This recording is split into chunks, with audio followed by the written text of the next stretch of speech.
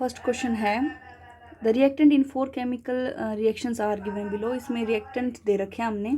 आप सबको पता है रिएक्टेंट तो क्या होता है, जो लेफ्ट साइड प्रोडक्ट जो उनसे बनता है वो राइट साइड होता है। ठीक है, तो लेफ्ट साइड हमें रिएक्टेंट दे रखे हैं। In which of the reaction will the number of molecules of the product formed lesser than the number of molecules of reactant. कौन सी रिएक्शन के अंदर आपको लग रहा है कि नंबर ऑफ जो मॉलिक्यूल्स प्रोडक्ट के हैं वो कम बन रहे हैं रिएक्टेंट के कंपैरिजन में? तो देखो, रिएक्शन कंप्लीट करो, फिर उसके बाद देखते हैं कि कौन सी वाली रिएक्शन है जिसके अंदर हमारा जो प्रोडक्ट है वो उनके मॉलिक्यूल्स कम हैं और रिएक्टेंट है उसके ज़्यादा है। कौन से वाले केस में? देखो, बैरियम क्लोराइड BaCl2 होता है और CuSO4 कॉपर सल्फेट होता है। इससे बनेगा कॉपर क्लोराइड और बैरियम सल्फेट। तो इधर भी दो ही हैं और इधर भी दो ही बनेंगे। ठीक है, जिंक प्लस कॉपर सल्फेट में क्या बनेगा? इधर बनेगा जिंक सल्फेट प्लस कॉपर। इसमें भी यही बन रहा है, इसमें भी दो ही प्रोडक्ट बन रहे हैं, क्विकलाइम और वाटर। क्विकलाइम होता है CaO कैल्शियम ऑक्साइड और H2O। इससे बनेगा क्विकलाइम से बनेगा कैल्शियम हाइड्रोक्साइड। ठीक है, सेलेक्ट लाइम CaOH ट्वाइस, ये वाला। ठीक है, लाइमस्टोन को हीट करेंगे तो हमारा क्विकलाइम और वाटर निकल जाएगा। तो हमारा सी जो है ना, इसमें सिर्फ एक ही प्रोडक्ट बन रहा है, तो इसने कम नंबर में पूछा था ना, तो वो हमारा आंसर हो जाएगा इसका C। Solution react with crust egg cells to give a gas that turn lime water milky। the solution contain, कह रहा है कि एक ऐसा सोल्यूशन है जब उसको हम रिएक्ट करते हैं क्रस्ट एग के साथ, एग सेल के साथ, तो वो गैस रिलीज करता है और टर्न करता है लाइम वाटर। वो जो लाइम वाटर है वो हमारा मिल्की मिल्की समझ आता है। उसमें क्या कंटेन होगा? उसमें हमारा HCl होता है। ठीक है, among all the metals 1 gram of gold can be drawn into greatest length of wire because gold is the most ductile। ये मैंने बताया था ना, मेटल और नॉन मेटल की प्रॉपर्टी, डक्टिलिटी, मैलेबिलिटी, उसमें था ना, तो डक्टिलिटी की वजह से वायर में कन्वर्ट होता था। ठीक है, why sodium kept immerse in kerosene oil. हाँ, ये भी प्रॉपर्टी हमने पढ़ी थी कि सोडियम को हमने कैरोसिन ऑयल के अंदर क्यों डिप करके रखना पड़ता है, क्योंकि जो सोडियम होता है काफ़ी ज़्यादा रिएक्टिव मेटल होती है। जैसे ही वो एयर के कांटेक्ट में आती है और ऑक्सीजन के साथ रिएक्ट करके सोडियम ऑक्साइड बना देती है और वो आग को पकड़ लेती है। ठीक है, और वाटर के साथ तो और भी ज़्यादा वाइगसली रिएक्ट करती है और वाटर के साथ रिएक्ट करके सोडियम हाइड्रोक्साइड और हाइड्रोजन गैस बाहर निकाल देती है। ठीक है, तो इसलिए ऑक्सीडेशन ना हो सोडियम का, तो इसलिए हम कैरोसिन ऑयल के अंदर उसको रखते हैं। ठीक है, नेक्स्ट है क्वेश्चन असर्शन रीजन वाला क्वेश्चन दे रखा है। इसमें पूछा है brown fumes are produced when lead nitrate is heated.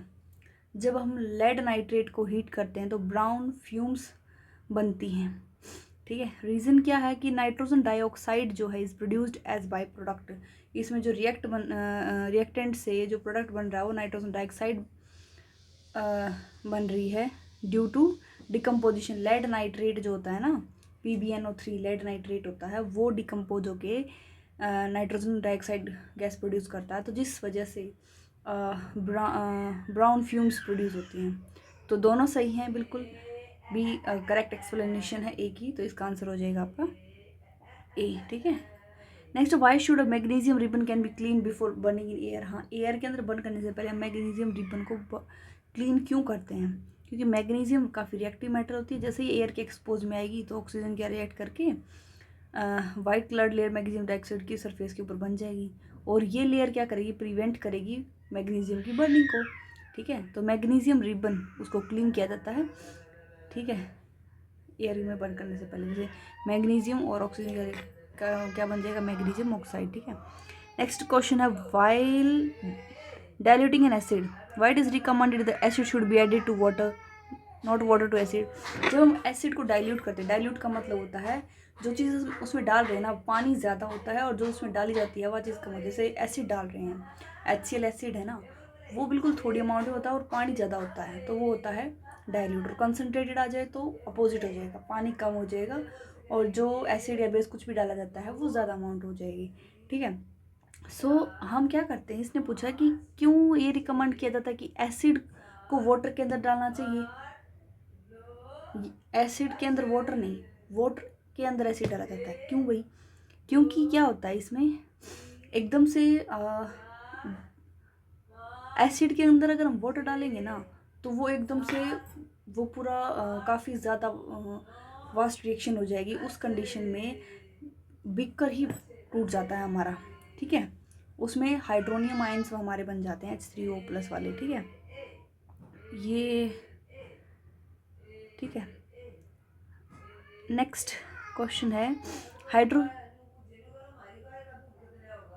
Hydrogenation क्या होता है? हाइड्रोजनेशन में होता है हाइड्रोजनेशन, हाइड्रोजन मतलब हाइड्रोनेशन होता है एडिशन, तो हाइड्रोजन की एडिशन। अनसैचुरेटेड कंपाउंड जैसे हमारा एल्कीन हो गया, एल्काइन हो गया, उसमें हम हाइड्रोजन ऐड करते हैं निकल कैटलिस्ट की प्रेजेंस में, तो सैचुरेटेड हाइड्रोकार्बन में बन जाते हैं। सिंगल डबल बॉन्ड से सिंगल में कन्वर्ट होना, ठीक है।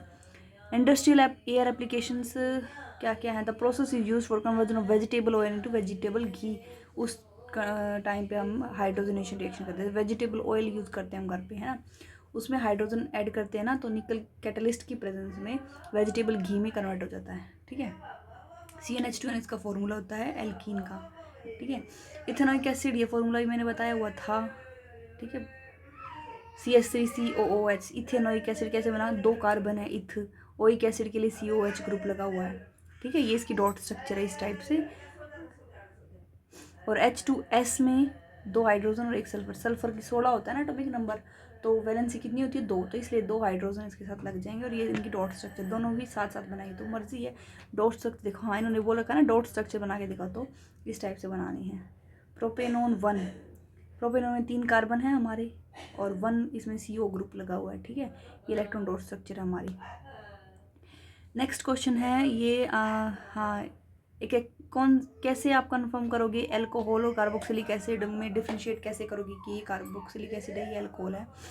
तो उसके लिए क्या करता है, सोडियम कार्बोनेट टेस्ट किया जाता है एक तो सोडियम कार्बोनेट टेस्ट करेंगे ना तो एल्कोहल तो कोई रिएक्शन नहीं करेगा उसके साथ, लेकिन कार्बोक्सिलिक एसिड करेगा, उसके साथ रिएक्शन CO2 गैस प्रोड्यूस होगी इस केस में। लिटमस टेस्ट करेंगे तो एल्कोहल तो कोई कलर चेंज नहीं होगा, लेकिन carboxylic acid blue, litmus turn red कर देगा। एल्कलाइन KMnO4 टेस्ट करेंगे तो पिंक कलर डिसअपियर हो जाएगा एल्कोहल के केस में, तो लेकिन कार्बोक्सिलिक एसिड वाले केस में कोई रिएक्शन नहीं होगी एंड पिंक कलर जो है एल्कलाइन KMnO4 सोल्यूशन का पिंक ही रहेगा। तो इससे डिफ्रेंशिएट हो जाएगी कि ये कार्बोक्सिलिक एसिड हमारा, ये एल्कोहल है, ठीक है। कन्फर्म है।